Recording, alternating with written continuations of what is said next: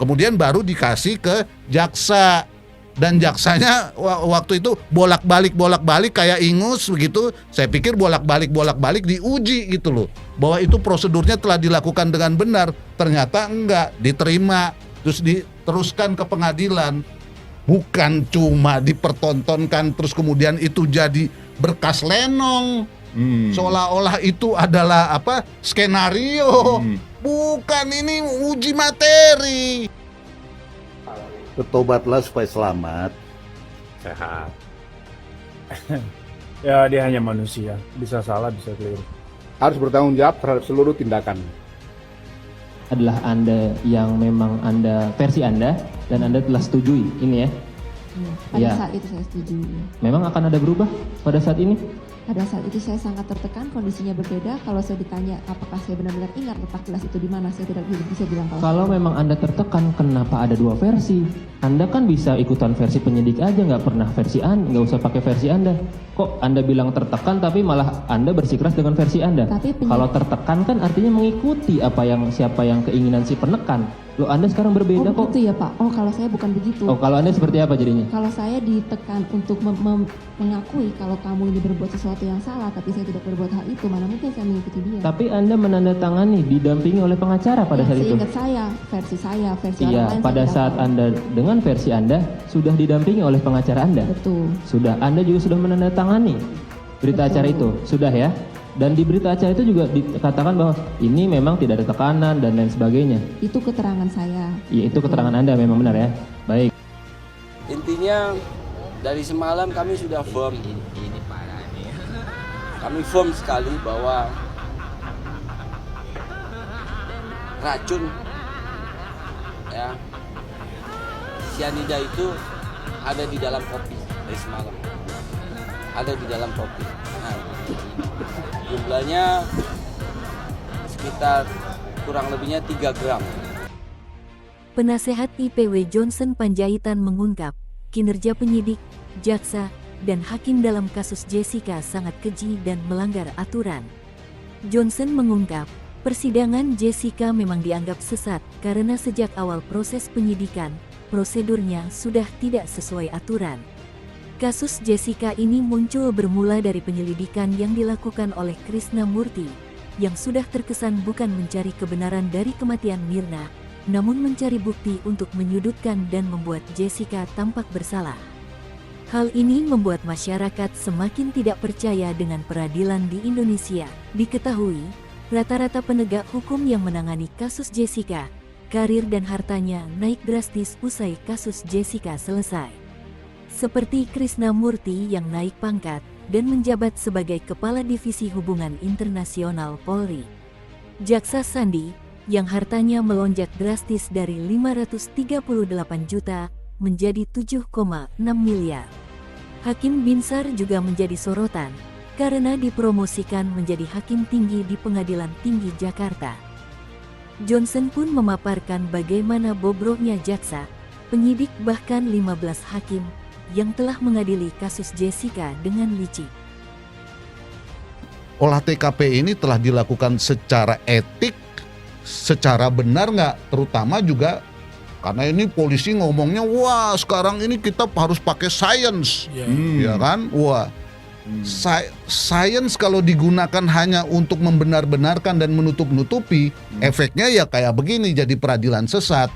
Ya, kalau kamu mau pakai sains dari awal, ya mayatnya diotopsi, gitu loh. Ya, kalau mau mendapatkan kebenaran dan kepastian hukum, ini semua tidak dilakukan. Pertanyaannya, siapa yang melakukan kontrol terhadap berkas-berkas ini?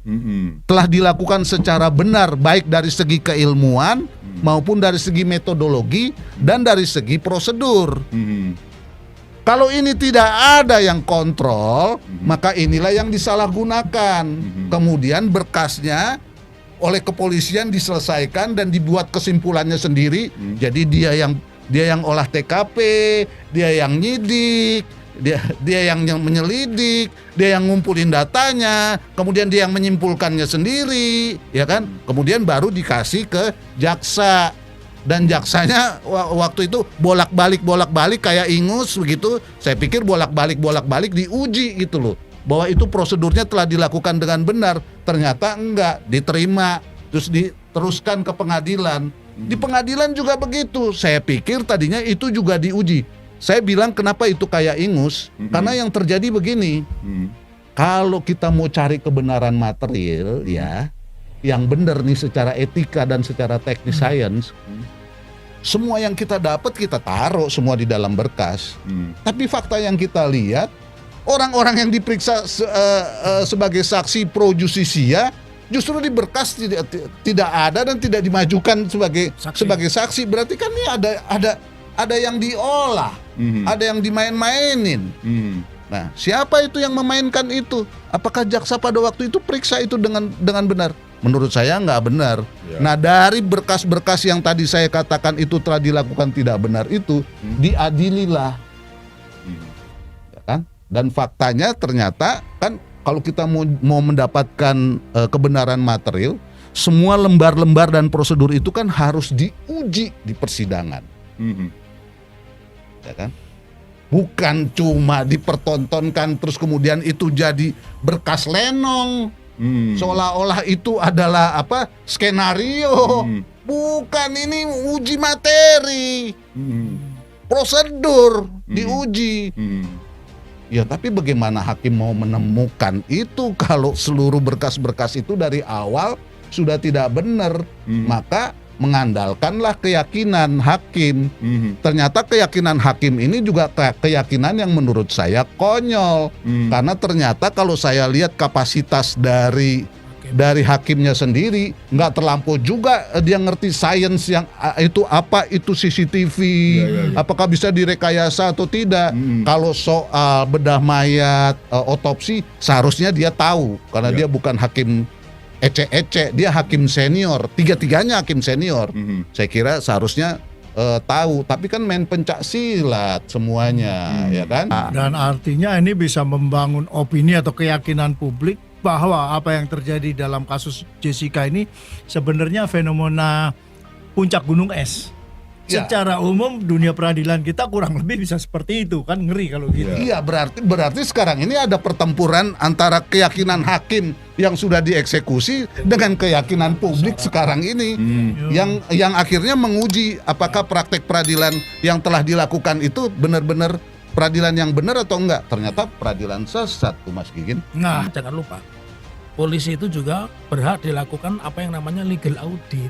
Yes. Jadi apakah, karena fungsi polisi itu dua, penyelidikan, penyidikan, gelar perkara olah TKP itu apakah sesuai dengan standar penyelidikan atau tidak. Dan itu dibutuhkan legal audit. Legal audit tentunya orang-orang yang mengerti ilmu hukum, yuris-yuris, dan yang punya integritas, punya ilmu, punya kapabilitas. Kalau polisi melakukan penyelidikan sendiri, tadi dibilang oleh rekan saya, kemudian dia menganalisa, menyimpulkan, dan kemudian menyajikan sendiri. Ini namanya kan jeruk makan jeruk. Kalau jeruknya kecut ya kecut semua. Kalau jeruknya manis, manis semua. Kebetulan jeruknya pahit, pahit semua. Lalu tadi juga saya ingin sampaikan, saya mengkoreksi dari awal. Saat ini menjadi hakim itu begitu mudah. Hanya melakukan pendidikan 2 tahun, orang sudah boleh menangani perkara.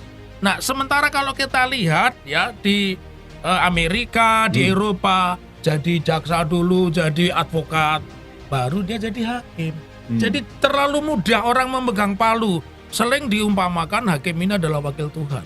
Kenapa? Karena dia bisa mencopot haknya, bisa membunuh, karena orang ini dijatuhi vonis mati misalnya. Nah, jadi fakta-fakta ini dikoreksi dulu. Pertama harus direorganisasi dulu. Karena apa? Kepolisian ini satu-satunya pun di Indonesia ini polisi unik. Di satu sisi dia penegak hukum, di satu sisi dia hukum. Saya buktikan bahwa berkas ini, misalnya dia punya berkas, yang bisa menghidupkan berkas itu polisi. Nggak bisa berkas ini langsung kejaksaan ke pengadilan. Ya tergantung apa kata polisi. Kalau polisi mengatakan memenuhi syarat, ini bisa naik. Tapi walaupun ini berbuih-buih, rekan saya ini Johnson Panjaitan yang sudah sangat melegenda namanya, sampai mobilnya pun disiram, sampai mobilnya pun disiram air keras. Nah, faktanya kan memang faktualnya seperti itu. Jadi di Indonesia ini polisi itu hukum yang hidup. Dan tidak ada yang mengawasi. Sorry aja, meskipun ada Kompolnas, kalau kantornya di halaman kantor polisi mau ngawasin apa? Lu dapat gaji dari gue. Ya, Ya? bagian dari itu ya. Lu mau ngawasin gue, lu subordinasi. Kalau lu membangkang namanya. Nah, kalau kamu melawan aku, namanya kamu itu membangkang. Kita kan berharap sebenarnya kontrol terhadap aparat penegak hukum ini jalan, ya kan? Seolah-olah negara ini sudah mendirikan banyak sekali lembaga pengawas dan semuanya itu jalan dengan benar. Tapi sebenarnya yang prakteknya yang sekarang ini terjadi kan adalah tirani etikat baik. Bahwa semuanya ini sebenarnya tidak ada etikat baik. Aparat penegak hukum ini banyak menyalahgunakan, ya kan? Apa kewenangan-kewenangan tupoksi-tupoksi yang mereka lakukan. Dan sayangnya para penegak hukum ini kan sebenarnya lulus sains berdasarkan keilmuan dan profesinya. Itu juga yang disalahgunakan, ya kan?